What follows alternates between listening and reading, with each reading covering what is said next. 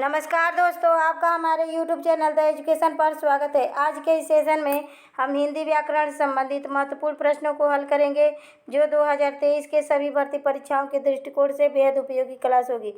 तो देर न करते हुए चलिए सेशन की शुरुआत करते हैं। अगर चैनल पर पहली बार विजिट किए होंगे तो सेशन को लाइक कर दीजिएगा। सेशन पसंद आए तो चैनल को सब्सक्राइब कर लीजिएगा और अपने दोस्तों में शेयर कर दीजिएगा। बेल आइकन को भी प्रेस कर दीजिएगा, जिससे रोज की क्लास का नोटिफिकेशन आप तक पहुँच सके। और इस सेशन में हमने व्याकरण के कई टॉपिकों को शामिल किया है, उनसे संबंधित प्रश्न है। तो चलिए शुरुआत करते हैं। शुद्ध शब्द कौन सा है? इनमें से शुद्ध शब्द पूछा है। युधिष्ठिर है कि वरिष्ठ है कि मनोकामना है कि रजोकण है? तो युधिष्ठिर, युद्ध में स्थिर, इसका समास विग्रह होगा तो क्या होगा? युद्ध में स्थिर, युद्ध में तत्पर रहने वाले को युधिष्ठिर कहते हैं। तो युद्ध प्लस स्थिर, युद्ध प्लस स्थिर मिलके युधिष्ठिर हुआ है। तो इसमें ठ में भी छोटी का मात्रा रहेगा, युधिष्ठिर रहेगा। मनः कामना, मनः कामना बिल्कुल ऐसे लिखते हैं, मनः कामना, मनः प्लस कामना मिलके मनः कामना। मनः कामना विसर्ग संधि है इसमें, और विसर्ग संधि से जुड़े शब्दों को बिल्कुल ज्यों का त्यों लिखते हैं। मन में जो कामना है मेरे, मनः कामना। रजोकण, मिट्टी का कण, तो रजः कण, इसको रजः कण लिखेंगे, ज्यों का त्यों रजः कण। तो रजोकण नहीं होगा, इसमें विसर्ग संधि है, न कि गुण संधि है। मनोकामना लिखा है तो इसमें गुण संधि हो जाएगा, लेकिन इसमें गुण संधि नहीं है, तो संधि की दृष्टि से भी यह गलत है और शुद्ध शब्द की दृष्टि से भी गलत है। तो वरिष्ठ इसमें राइट आंसर है, option number B right answer. Question number दूसरा है, इसमें भी शुद्ध शब्द कौन सा है? शुद्ध शब्द पूछा है। प्रणयनी है कि दृश्य है कि न्यौछावर है कि विपरीत है? तो दृश्य, दृश्य ऐसे ऋषि री का मात्रा रहेगा, दृश्य ऐसे शुद्ध शब्द होगा। न्यौछावर नहीं रहेगा, न्योछावर रहेगा। किसी पर हम न्यौछावर हैं, बारे गए हैं, न्यौछावर, न्यौछावर ऐसे लिखा जाएगा। विपरीत में र में बड़ी का मात्रा रहेगा, न कि छोटी रेखा। विपरीत है तो ऑप्शन नंबर और राइट आंसर है प्रणयनी। प्रणयनी प्रेम से जुड़ी हुई। क्वेश्चन नंबर तीसरा है, निम्नलिखित में से शुद्ध शब्द पूछिए। इसमें भी शुद्ध वर्तनी पूछा है। रचयिता रहेगा कि कवयित्री रहेगा? प्रदर्शनी है कि आशीर्वाद है? तो रचयिता में रचयिता रहेगा, रचयिता रहेगा, छोटी का मात्रा रहेगा। कवयित्री option number B right answer, कवयित्री सही है। कवि धन इत्री बराबर कवयित्री। प्रदर्शनी,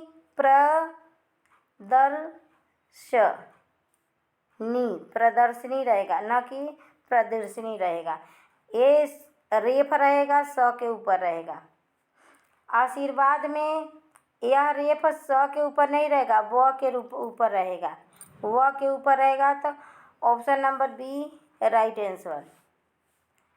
क्वेश्चन नंबर 4 है, निम्नलिखित में से सही विलोम युग्म कौन सा है? पाठ्य का सुपाठ्य है, नत का औनत है कि शिष्ट का विशिष्ट है कि संश्लिष्ट का विश्लिष्ट है?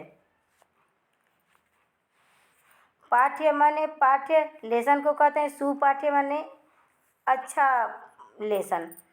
तो यह तो एक ही जैसा है, समानार्थी शब्द है, यह भी गलत हो गया। सही विलोम पूछा है। नत का औनत नहीं होगा, शिष्ट का विशिष्ट नहीं होगा, शिष्ट विशिष्ट तो एक ही जैसा है। तो संश्लिष्ट का विश्लिष्ट। संश्लिष्ट माने चीज़ों को एकत्रित कर लेना, और विश्लिष्ट माने चीज़ों को अलग अलग कर देना। जैसे एकत्रित संश्लिष्ट कैसे करते हैं? पहले कह देते हैं यह गाय की पूँछ है, यह गाय की पूँछ है, यह गाय का सिर है, यह गाय का पैर है, ऐसे करके तब कहते हैं ये पूरी गाय है।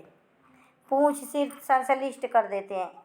और विश्लिष्ट क्या कहते हैं? गाय दिखा देते हैं, तब गाय के बारे में ऐसे ऐसे बताते हैं कि ये गाय है, ये गाय का पूँछ है, ये गाय का सिर है, ये गाय के दोनों कान है। तो ये क्या है? विश्लिष्ट है। विश्लिष्ट माने अलगाव और संश्लिष्ट माने समेटना। क्वेश्चन नंबर 5 है, मूल्यवान का सही विलोम क्या है? मूल्य है तब मूल्य का मूल्यवान नहीं होगा, मूल्य का मूल्यवान विशेषण हो जाएगा। कीमती, कीमती भी नहीं रहेगा क्योंकि मूल्यवान तत्सम शब्द है। अकीमती क्या है? तद्भव शब्द है। अमूल्य, अमूल्यहीन, तो अमूल्य भी नहीं होगा, मूल्य का मूल्यहीन रहेगा, मूल्यवान से मूल्यहीन बनेगा। Option number D right answer. Question number 6 है, अनुराग का विलोम क्या रहेगा? अर्क रहेगा, तो अर्क माने सूर्य होता है, अनुराग का विलोम नहीं होगा, अर्क माने सूर्य होगा। धतूरे का अर्घ होता है, धतूरे धतूरे के अर्घ को अर्क कहते हैं, अर्घ को अर्क कहते हैं। द्वेष भी अनुराग का द्वेष, विराग राग। फटाफट आंसर कीजिए, फटाफट आंसर कीजिए। द्वेष, द्वेष का क्या रहेगा? फटाफट आंसर कीजिए। अनुराग क्या रहेगा? अनुराग का विराग रहेगा। अनुराग माने प्रेम करना और विराग माने विरक्ति ले लेना। और ईर्ष्या, ये द्वेष क्या है? ईर्ष्या रहेगा, ईर्ष्या रहेगा तब ईर्ष्या का द्वेष होगा, क्योंकि ईर्ष्या तत्सम शब्द है और द्वेष क्या है? ईर्ष्या द्वेष तो एक ही शब्द है, समानार्थी। क्वेश्चन नंबर 7 है, कृतज्ञ का सही विलोम शब्द बताइए। कृतज्ञ का दयालु रहेगा, उदार रहेगा, निर्दयी रहेगा, कृतज्ञ रहेगा। तो कृतज्ञ का कृतज्ञ रहेगा, कृतज्ञ रहेगा। Option number C right answer. कृतज्ञ माने किए गए उपकार को मानने वाले को क्या कहेंगे? कृतज्ञ कहेंगे। जो उपकार को मानता नहीं है, किए गए उपकार को मानता नहीं है, उसे कृतज्ञ कहते हैं। क्वेश्चन नंबर 8 है, सापेक्ष का विलोम क्या रहेगा? आपेक्ष रहेगा, निरपेक्ष रहेगा, असापेक्ष रहेगा कि कुसापेक्ष रहेगा? तो सापेक्ष का विलोम शब्द निरपेक्ष रहेगा। सापेक्ष माने सामने से और निरपेक्ष माने पीछे से। क्वेश्चन नंबर 9 का देखते हैं, स्मरण का विलोम शब्द क्या होगा? भूलना होगा कि अस्मरण होगा कि विस्मरण होगा कि सुस्मरण होगा? फटाफट आंसर कीजिए। तो स्मरण माने याद करना, स्मरण में क्या करना? याद करना। और विस्मरण माने भूलना। तो option number C right answer. लेकिन याद करना का देखिए, स्मरण माने याद करना, वहीं याद का भूलना रहेगा। यह स्मरण तत्सम शब्द है तो विलोम भी इसका तत्सम होगा। तद्भव शब्द का विलोम तद्भव होगा, विशेषण का विलोम विशेषण ही होगा और क्रिया का विलोम क्रिया ही होगा। इतना ध्यान में रखिए। तो भूलना का याद रहेगा, लेकिन स्मरण है तो विस्मरण रहेगा।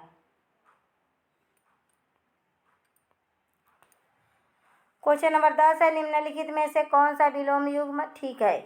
अपव्यय, मितव्यय, आज्ञा, निंदा, उपकार, भलाई, ईर्ष्या, द्वेष। ईर्ष्या द्वेष तो एक ही है। सही विलोम युग्म पूछा है। निम्न में से सही विलोम युग्म उपकार का भलाई, उपकार और भलाई तो एक ही शब्द है, समानार्थी है। आज्ञा का निंदा नहीं, निंदा का स्तुति होगा। निंदा का क्या होगा? आज्ञा का अवज्ञा होगा। आज्ञा का क्या हो गया? आज्ञा का अवज्ञा होगा, अवज्ञा होगा। और निंदा का स्तुति रहेगा, स्तुति रहेगा। तो यह भी ऑप्शन कट गया।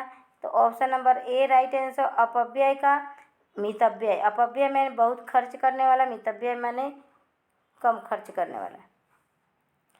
मूक का विलोम शब्द क्या होगा? यह तो IMP लगा लीजिए, बहुत सारे कंपटीशन एग्जाम में पूछा जा चुका है। अल्पभाषी रहेगा। अल्पभाषी माने कम बोलने वाला, अल्पभाषी माने थोड़ा बोलने वाले, अल्पभाषी माने थोड़ा बोलने वाला, अल्पभाषी माने थोड़ा बोलने वाला। बाचाल, मूक का बाचाल, मूक माने बिल्कुल ना बोलने वाला, बाचाल माने बहुत बोलने वाला। तो option number B right answer. मूक का बाचाल। मृदुभाषी माने मधुर बोलने वाला, कटुभाषी माने कठोर बोलने वाला। अज्ञ का सही विलोम क्या है? अल्पज्ञ है, बहुज्ञ है, सर्वज्ञ है कि विज्ञ है? फटाफट आंसर कीजिए। क्वेश्चन नंबर 12 का option number C right answer. अज्ञ माने बिल्कुल नहीं जानने वाला, सर्वज्ञ माने सब कुछ जानने वाला। अल्पज्ञ माने थोड़ा बहुत जानने वाला, अल्पज्ञ माने थोड़ा बहुत जानने वाला, बहुज्ञ माने बहुत ज़्यादा जानने वाला और भिज्ञ माने ज्ञानी। क्वेश्चन नंबर 13 है, अशुद्ध विलोम वाला शब्द युग्म बताइए। अभिमुख, उन्मुख, ह्रस्व, दीर्घ, गणतंत्र, एकांत्र, सृष्टि, प्रलय। फटाफट अशुद्ध पूछा है तो सृष्टि का प्रलय राइट है, तो यह ऑप्शन गलत हो जाएगा। गणतंत्र, ह्रस्व का दीर्घ होता है। अभिमुख, उन्मुख, फटाफट आंसर गणतंत्र, एकांत्र, ये दो ऑप्शन में कन्फ्यूजन होगा। फटाफट राइट आंसर दीजिए। और question number A right answer अशुद्ध है। यह अभिमुख माने सामने से और उन्मुख माने आगे से, तो लगभग समानार्थी है। गणतंत्र का एकांत्र होगा, तो option number A right answer, यही अशुद्ध विलोम युग्म है। क्वेश्चन नंबर 14 है, सुनीति का विलोम शब्द बताइए। अनीति रहेगा, कुनीति रहेगा, सदाचार रहेगा कि अनाचार रहेगा। फटाफट आंसर कीजिए क्वेश्चन नंबर 14 का, option number B right answer. सुनीति माने अच्छी नीति और कुनीति माने बुरी नीति। सु उपसर्ग का अर्थ अच्छा होता है और कुपसर्ग का अर्थ बुरा होता है। उपसर्ग का अर्थ, उपसर्गों के अर्थ से भी क्वेश्चन आ सकता है कि अध का क्या होगा, अप का उप का क्या होगा, तो कु का क्या अर्थ होगा। तो अर्थ से भी, तो कु उपसर्ग का बुरा अर्थ के रूप में प्रयोग होता है, सु का अच्छा अर्थ में। तो सुनीति माने अच्छा नीति, कुनीति माने बुरा नीति। सदाचार का दुराचार होगा। क्वेश्चन नंबर 15 है, वह अपने विषय का पूर्ण अभिज्ञ है। रेखांकित शब्द का विलोम बताइए। अभिज्ञ, सर्वज्ञ, अल्पज्ञ, अनभिज्ञ या अज्ञ। Option number D. फटाफट राइट आंसर कीजिए। इन चारों में से क्या रहेगा? अभिज्ञ का अनभिज्ञ रहेगा। ऑप्शन नंबर स राइट आंसर। क्वेश्चन नंबर 16 है, प्रतिघात शब्द का विलोम बताइए। घात रहेगा कि आघात रहेगा कि प्रत्याघात रहेगा कि घातक रहेगा।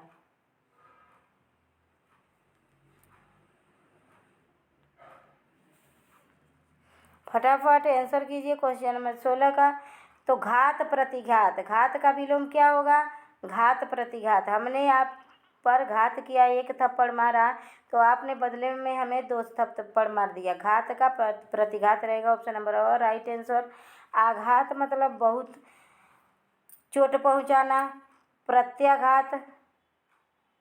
प्रत्याघात माने घात करना और घातक बहुत विषैला। सघन का विलोम बताइए। सघन माने बहुत घना को क्या कहते हैं? सघन कहते हैं। तो सघन का क्या रहेगा? विरल रहेगा। विरल माने बहुत अलग अलग। तो क्वेश्चन नंबर 17 का option number A right answer. चल का अचल रहेगा, चल का अचल रहेगा। जटिल का सरस रहेगा, सरल रहेगा सरल का। और गहन का बहुत गहन ज्ञान है, तो गहन का क्या रहेगा? कमेंट बॉक्स में ज़रूर कमेंट बताइएगा, कमेंट करके। क्वेश्चन नंबर 18 है, किस विकल्प में विलोम युग्म है? आकुल का व्याकुल है, कटु का तिक्त है, हताश का निराश है कि सूरत का विरति है। किस युग में विलोम युग्म सही बताया है? क्वेश्चन नंबर 18 का option number D right answer, सूरत का विरति। सूरति, रति माने क्या होता है? रति का शाब्दिक अर्थ प्रेम है, तो सूरति माने प्रेम में लगा हुआ, प्रेम में फंसा हुआ। विरति माने प्रेम से अलग, एकदम विरक्त हो गए हैं। हताश निराश एक ही शब्द है, समानार्थी शब्द, ये भी गलत होगा। कटु तिक्त, कटु का विलोम क्या हो जाएगा? कटु का कोमल हो गया, तिक्त का तीखा, तो तीखा का मीठा हो जाएगा। आकुल का व्याकुल नहीं होगा, आकुल व्याकुल एक ही शब्द है। Option number D right answer. Question number 19 है, इनमें से कौन सा विलोम युग्म सही है। आगे दूसरे टॉपिक से भी संबंधित प्रश्न है, तो सेशन पर लास्ट तक बने रहिए। इनमें से, और यह प्रत्येक कंपटीशन एग्जाम में पूछे गए प्रश्न है, इनमें से कौन सा विलोम युग्म सही है, सही पूछा है। आशा हताशा, आशा का हताशा नहीं रहेगा, आशा का निराशा रहेगा, आशा का निराशा विलोम रहेगा। जय का अजय नहीं रहेगा, जय का पराजय रहेगा, पराजय रहेगा, तो यह भी कट गया, सही पूछा है।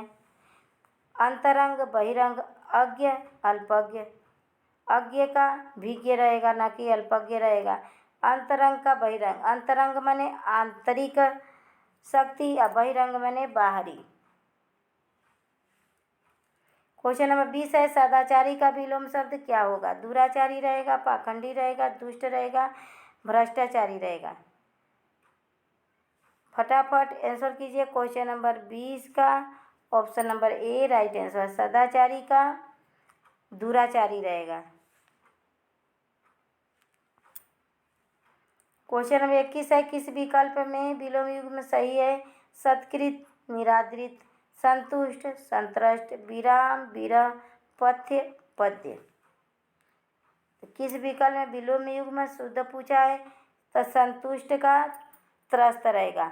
संतुष्ट का क्या रहेगा, त्रस्त रहेगा। संतुष्ट माने हम आपके काम से बहुत संतुष्ट हैं और हम आपके काम से संतुष्ट हैं, मतलब हमें संतुष्टि नहीं है और हम बहुत संतुष्ट हैं, व्याकुल हैं। Option number B right answer. Question number 22 है, किस विकल्प में विलोम युग्म है सही। कुसुम का कुसंग रहेगा, कुसुम का कुसुंग नहीं रहेगा। सम्मुख विमुख, सन्यासी सन्यासी, ये तो समानार्थी शब्द है, यह अशुद्ध है, ये शुद्ध है। असमय असीम, यह भी गलत है। तो सम्मुख का विमुख, सम्मुख माने सामने से, अभिमुख माने, सम्मुख माने सामने से और विमुख माने मुख फेर लेना, विमुख हो गए वो हमसे। क्वेश्चन नंबर 23 है, इनमें से विलोम शब्द युग्म सही नहीं है, सही नहीं पूछा है।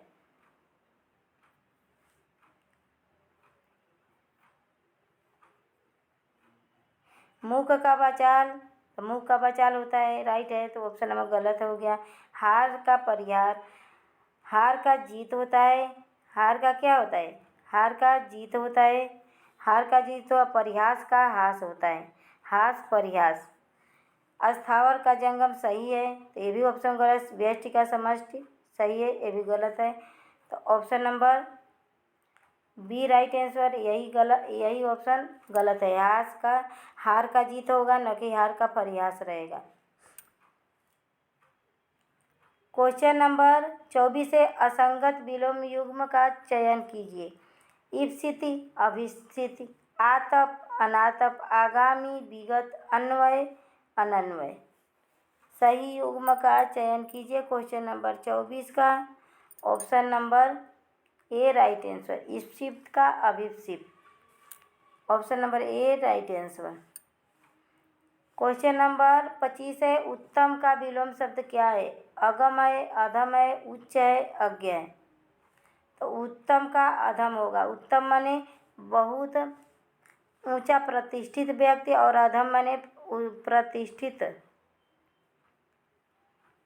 प्रतिष्ठित व्यक्ति को उत्तम व्यक्ति कहते हैं और अधम माने नीचे, नीचे व्यक्ति। Option number B right answer, option number B right answer. Question number 26 है, किस विकल्प में विलोम युग्म है सही। मरियल मरीचि, द्रुत मंद, खोट खौफ, तीर्थ तीखा। तीर्थ का तीखा नहीं होगा, खोट का खौफ नहीं होगा, द्रुत का मंद होगा। द्रुत माने option number B right answer. द्रुत माने तेज गति, द्रुत माने तेज गति और मंद माने धीमा, मंद माने धीमा। द्रुत माने तेज, मंद मीन्स धीमा, तो option number B right answer. Question number 27 है, निम्नलिखित में से कौन सा उर्वर का विलोम है। उर्वर माने उपजाऊ, फलप्रद, जरखेज, ऊसर। तो उर्वर माने क्या होता है, उपजाऊ भूमि है, उपजाऊ भूमि को उर्वर भूमि कहते हैं। और ऊसर माने बंजर, बंजर भूमि को ऊसर भूमि कहते हैं। तो अगर बंजर रहता तो उपजाऊ हो जाता, बंजर रहता तो उपजाऊ हो जाता, क्योंकि बंजर तद्भव शब्द है तो उपजाऊ भी तद्भव शब्द है। लेकिन उर्वर तत्सम शब्द है तो उर्वर का ऊसर होगा। Option number D right answer. Question number 28 है, किस एक वाक्य में क्रिया विशेषण प्रयुक्त हुआ है? वह धीरे से बोलता है, वह काला कुत्ता है, रमेश तेज धावक है, सत्यवाणी सुंदर होती है। तो सत्यवाणी सुंदर होती है, वाणी की विशेषता है सुंदर। तब वाणी क्या है? वाणी क्या है? संज्ञा है। तो यह संज्ञा का परिभाषा बता रहा है, न कि क्रिया विशेषण का। क्रिया की विशेषता बताता है, वह तो क्रिया विशेषण कहलाता है। जो संज्ञा सर्वनाम की विशेषता बताता है वह संज्ञा के विशेषण कहलाता है। तो देखिए, सत्यवाणी सुंदर होती है तो वाणी की विशेषता बता रहा है, तो वाणी संज्ञा है। रमेश तेज धावक है तो रमेश की विशेषता है कि वह तेज धावक है। तो यह भी गलत है, क्योंकि यह भी संज्ञा की विशेषता बता रहा है, विशेषण है। वह काला कुत्ता है तो कुत्ते की विशेषता है कि वह काला रंग का है। तो इसीलिए कुत्ता क्या है? यह संज्ञा है, तो संज्ञा का विशेषण संज्ञा का बता रहा है। लेकिन वह धीरे से बोलता है, तब बोलता है, बोलना क्या है? क्रिया है। तो क्रिया की विशेषता बता रहा है कि यह धीरे से बोलता है, तो इसीलिए क्रिया की विशेषता बताने वाले शब्दों को क्रिया विशेषण के नाम से जाना जाता है। Option number A right answer. Question number 29 है, बृहत। बृहत का विशेषण का शुद्ध उत्तमावस्था बताइए। तो विशेषण के 3 अवस्थाएं होती हैं। विशेषण की कितनी अवस्थाएं होती है? 3। एक विशेषण का प्रथमावस्था होता है, प्रथमावस्था होता है। एक उत्तरावस्था होता है, उत्तरावस्था होता है। और तीसरा उत्तमावस्था होता है, उत्तमावस्था होता है। तो देखिए, सुंदर, सुंदर क्या है? प्रथमा अवस्था है। सुंदर क्या है? प्रथमावस्था है। कि सीता सुंदर है, सीता सुंदर है। कभी कभी वाक्यों में भी पूछ देता है, शब्दों में ही अवस्था में विशेषण की अवस्थाएं नहीं पूछता है, वाक्य भी दे देता है, पूछता है कि इस वाक्य में विशेषण की कौन सी अवस्था है। तो सीता सुंदर है, तो सुंदर क्या है? प्रथमावस्था है। और सुंदरतर, इतर लग गया, इतर प्रत्यय, सुंदरतर, सुंदरतर हो गया। तो इतर हो गया, मतलब सीता राधा से सुंदर है, तो सुंदरतर हो गया। और उत्तमावस्था है सुंदरतम, सुंदरतम, सुंदरतम। यह उत्तमावस्था है, मतलब सीता सबसे सुंदर है। सभी लोगों में, समूह में, जब सबसे बड़ी समूह में किसी को श्रेष्ठ बताया जाए, वहाँ पे उत्तमावस्था का प्रयोग होता है, सुंदरतम। कभी कभी वाक्यों का भी तीन भेद होता है। प्रथमावस्था, हर एक शब्द का 3 अवस्था होता है, प्रथमावस्था, उत्तरावस्था और उत्तमावस्था। तो उत्तमावस्था क्या है? उत्तमावस्था पूछा है, तो यह क्या है? बृहत्तम हो जाएगा, बृहत्तम हो गए। बृहत, बृहत्तर, बृहत्तम। तो option number C right answer. Question number 30 है, घनिष्ठ का शुद्ध उत्तरावस्था। इसमें उत्तरावस्था पूछा है, तो घनिष्ठतर, घनिष्ठतर, घनिष्ठतर, घनिष्ठतर। तो ये तो घनिष्ठतर गलत है, घनिष्ठतर होगा। ऑप्शन नंबर, देखिए इसमें ठ है, इसमें ट है, तो ऐसी बाकी तो ये तम आए, तम, ये तो उत्तमावस्था है और उत्तरावस्था पूछा है, तो यही 2 है। तो इसमें ट नहीं, ठ रहेगा। तो option number C right answer. Question number 30 का option number C right answer. Question number 31 देखते हैं, संबंध कारक का चिन्ह होता है में पर। तब में पर अधिकरण कारक है। कारक के कितने भेद होते हैं? तो कारक के 8 भेद होते हैं। अधिकरण कारक है, कारक के 8 भेद होते हैं। के लिए संबंध कारक है, के लिए संबंध कारक पूछा है। के लिए क्या है?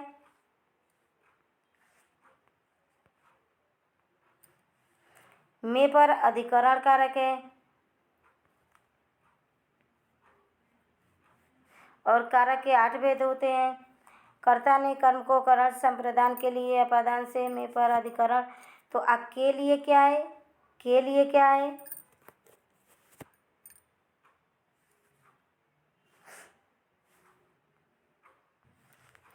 के लिए संप्रदान कारक है। संप्रदान कारक है। के लिए क्या है? संप्रदान कारक है। रा रे री संबंध कारक का है। संबंध कारक का चिन्ह क्या है? रा रे री का के की मा में मी, यह संबंध कारक का चिन्ह है। और से क्या है? अपादान कारक है। अपादान कारक है। जैसे पेड़ से पत्ते गिर रहे हैं, तो पेड़ से पत्ते अलग हो रहे हैं, तो अलगाव के अर्थ में, तुलना के अर्थ में और भय के हेतु में, विद्यार्था नाम भय हेतु अपादान कारक लगता है। क्वेश्चन नंबर 32 है, निम्न में से विकारी शब्द कौन सा होता है? शब्द के दो भेद हैं, विकारी होता है, अविकारी होता है। तो विकारी शब्द वह शब्द होता है जो लिंग,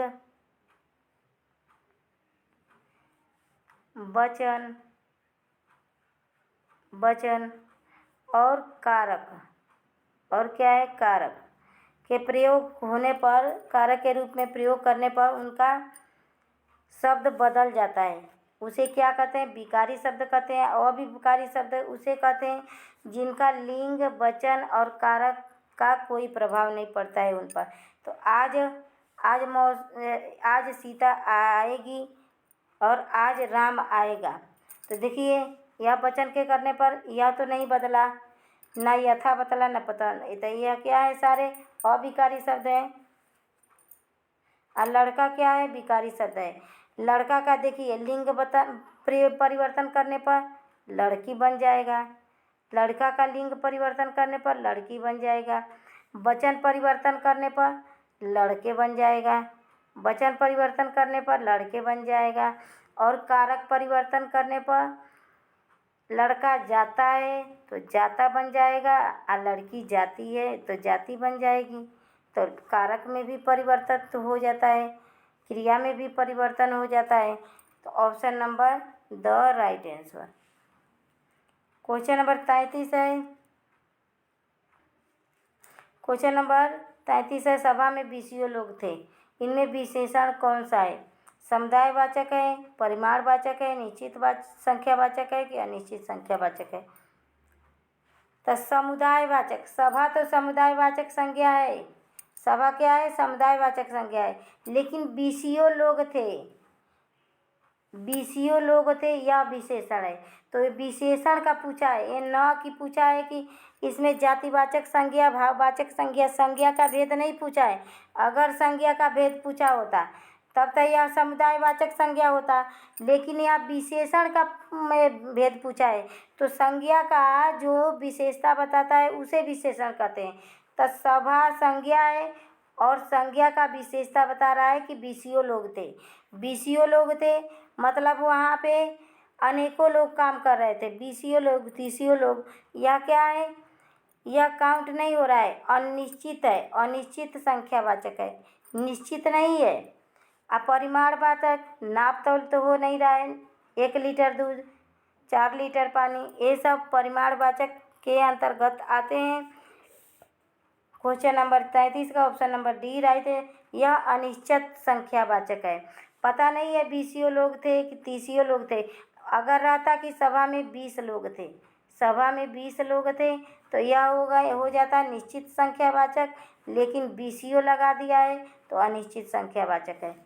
और यह सभा समझ के आप लोग कंफ्यूज होके समुदाय मत लगा दीजिएगा। संज्ञा पूछा होता तो समुदायवाचक संज्ञा होता, लेकिन विशेषण पूछा है तो बस इतना ही शब्द का हम लोग अर्थ निकालेंगे, न कि सभा पर ध्यान देंगे। क्वेश्चन नंबर 34 है, जो क्रिया अभी हो रही है, क्रिया चल रही है कि सीता खाना खा रही है, सीता खाना खा रही है, उसे क्या कहते हैं? सामान्य वर्तमान में सीता खाती है। सीता खाती है, यह सामान्य वर्तमान हो गया। सीता खाती है, खाती है तो है, यह सामान्य वर्तमान काल हो गया। लेकिन जो क्रिया भी हो रही है, सीता खा रही है, तो यह अपूर्ण वर्तमान काल का क्रिया है। अपूर्ण वर्तमान काल। यह वर्तमान सीता खा रही है तो यह अपूर्ण वर्तमान काल है। संदिग्ध वर्तमान है कि सीता खाती होगी या शायद कि सीता खाली होगी, तो यह संदिग्ध होगा। असंदिग्ध भूत काल है कि शायद सीता खाएगी, तो option number B right answer. Question number 35 है, कौन सा शब्द क्रिया विशेषण है? फिर क्रिया की विशेषता बताने वाले शब्दों को क्या कहते हैं? क्रिया विशेषण कहते हैं। तो पहला आदमी, यह आदमी की विशेषता बता रही है। पहला आदमी, दूसरा आदमी, आदमी का विशेषता बता रहा है। आदमी संज्ञा है या संज्ञा का विशेषता बता रहा है, ये भी गलत। बुद्धिमान आदमी, तब बुद्धिमान आदमी भी संज्ञा का विशेषता बना है। मीठा आम, मीठा आम, तो आम का विशेषता बता, आम भी संज्ञा है। तो option number A right answer. लड़का तेज दौड़ता है, तो दौड़ना क्या है? क्रिया है, क्रिया का विशेषता बता रहा है तेज, तो option number A right answer. Question number 36 है, देश को हानि जयचंदों से होती है। देश को हानि जयचंदों से होती है, तो ऑप्शन नंबर, इसमें रेखांकित पद में संज्ञा बताइए। जातिवाचक संज्ञा, व्यक्तिवाचक संज्ञा, भाववाचक संज्ञा, द्रव्यवाचक संज्ञा। और एक लास्ट ऑप्शन देख लीजिए, अ ब स द म देख लीजिए लास्ट ऑप्शन। तो लास्ट ऑप्शन क्या है? समूह या समुदायवाचक संज्ञा। समूह या समुदायवाचक संज्ञा, तो संज्ञा के 5 भेद होते हैं, जातिवाचक, व्यक्तिवाचक, जातिवाचक, भाववाचक और द्रव्यवाचक, समूह या समुदायवाचक। तो देश को जयचंदों से, जयचंद कौन था? पृथ्वीराज का सेनापति था जिसने पृथ्वीराज के साथ घात किया था। तो जो घातक व्यक्ति होते हैं या जो व्यक्ति